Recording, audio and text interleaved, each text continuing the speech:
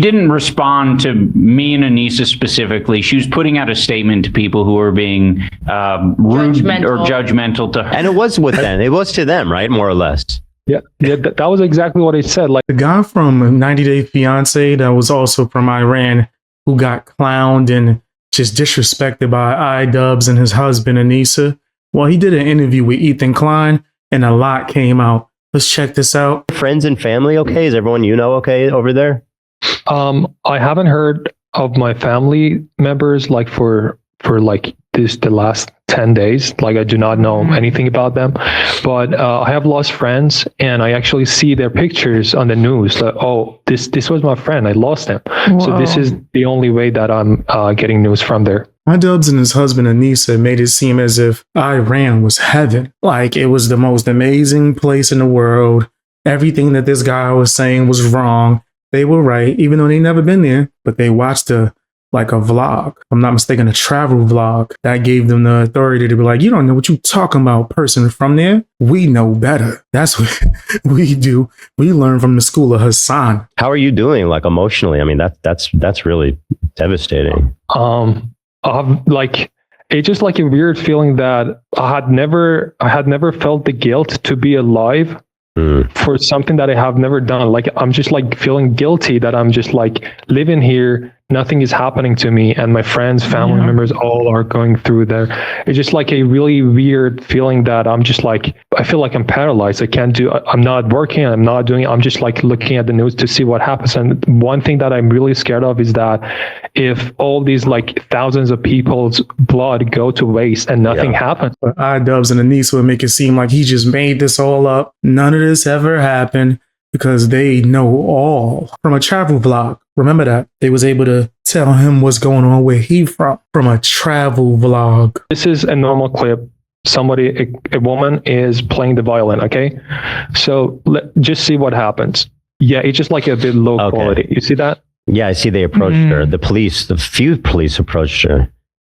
And this is what they call the morality police, right? Yeah. Just see the handcuff just because of playing the violin. And imagine I've seen these things in person before coming here. And everybody is in shock, like what actually happened? But I compare this to some people saying, oh, this is just like eye-rolly. This is just like over the top. No, it's not. This is what our people are going through. And you can even find a news article about it. If you don't want to like Google it, you can just like watch these clips. These are real clips. And again, filming an officer is a crime in my country as well. So that's why when you see these clips, it's so far, it's just like blurry or something like that. And that's the biggest difference between Ethan Klein and Idubbbz. Ethan Klein is taking the time to ask him questions, looking through the proof and seeing it for what it is, not just going, oh, well, I've seen a travel vlog. I know what I'm talking about. To get the person who was actually there.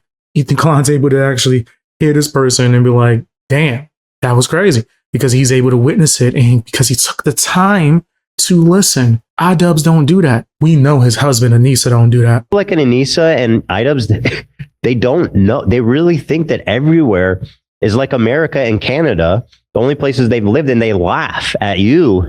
When you come here and share your experience and you tell stories like this, they laugh at you. Exactly. Like, let me tell you something that if they hear, they're going to be like, oh, that is not possible. But I have heard and seen that person in person. There's a guy named Hussein Shambzad. You can even Google him. He's sentenced to 12 years in prison just because of putting a dot under the Twitter of the Supreme Leader. You can even Google it. He's still in prison. Just putting a dot. So he was managing social media for the government? No. He actually, Hussein was a guy who criticized the leader a couple of times. They arrested him. They said, you need to keep it quiet. You need to shut up. And they released him after a while. And after that, what he did only was he put a dot under a post of the Supreme Leader of Iran as like something that nothing. This is just a dot. But they took that dot as something that you are disrespecting the leader, and he is sentenced to 12 years to prison just because of putting a dot. And that's huge. Like if somebody asks you, like, why are you here? I just put a dot in somebody's Twitter. Masha Amini. I'm surprised I was already aware of this situation. I think I was like looking into MMA fighters and how they were afraid of their countries, certain MMA fighters. And then I stumbled upon that story. I was like, oh, wow, that's crazy. So yeah, how the hell is Idubbbz saying that it's like all sweet over there and just nothing but flowers and daffodils and just nice smells? And he's acting as if he's there. He knows it's like just pure bliss in heaven, but he's wrong. Someone from there is telling you you're wrong. And you don't even want to hear them out. Ratioed them with just a dot, so they arrested him. That is, it might have been the ratio, yeah. He's still in prison right now.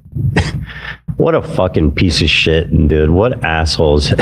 Like, to sit here in America, from the comfort of America, and to take their freedoms for such granted that they would laugh at you. To call you like, oh, you're an America simp. Because you see people dancing and you feel liberated that somebody can dance on the street. It's just detestable. It's just, to me, it's one of the most ignorant things I've ever seen. It really is just so gross. Exactly. Like when my wife watched that, she may not like me to say that, but she cried and she said, these people do not know anything about it. But I really went deeper and thought about it. I was like, I really hate the regime in Iran, but if somebody from North Korea, which is more oppressed, or somebody from like a country that they're in total hunger, come to Iran, even under that regime, and they say, oh, there is freedom here. I can find food. I can find I can have social media. Then I'm going to be like, yes, that's their freedom. That's good. I'm not going to make fun of them. I'm not going to be like, oh, this regime has morality police. This regime is corrupt.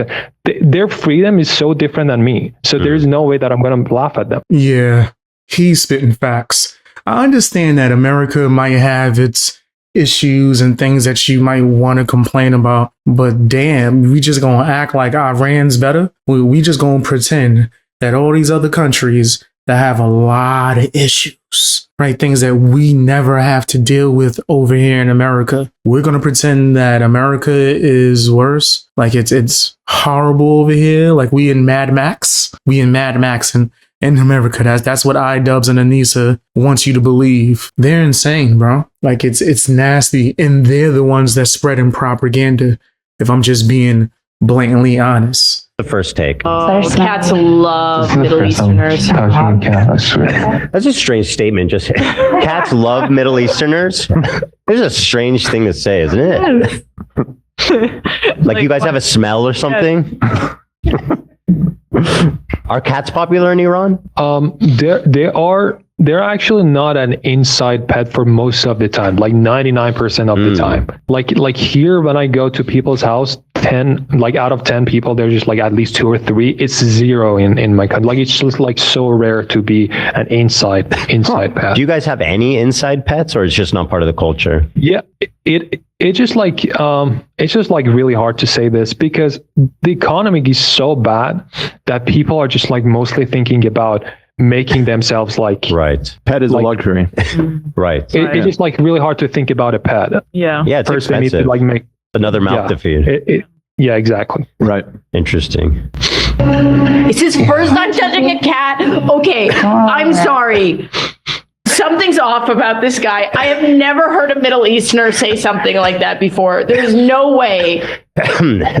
Now, Anisa and she knows everything. She's met a ton of Middle Easterners apparently. And by the way, such a generic term. You're from Iran. You're Persian. So what do you think? She's accusing you of lying about never touching a cat. Thank you. What is Anisa even talking about? I swear, she just be saying whatever and then make it seem as if she's the end-all be-all for information. Like she's the expert. You got to go to her. She's the professor, but she never been there. That's crazy. I've been to certain places. I still wouldn't act like I'm the expert. I've been to Japan. I'm not the Japan expert. Had fun though. It was a good time. But if someone told me it was a certain way over there, I don't know. I wasn't over there long enough for me to make that type of decision. But it seems like Anisa, she could look at it in a picture and be like, oh, I know what I'm talking about. I am the great one. Follow me. Actually, I follow Hussein and then you follow me. That's what Anisa is saying. It was crazy. Check out my previous 2 videos, man. I dropped one about Hussein where he's out here wilding out in these streets. And then I dropped another one about this nasty situation that happened in a video game tournament, Marvel Rivals. It had people acting crazy. If you made it all the way to the end, let me see Fang Gang in the comment sections.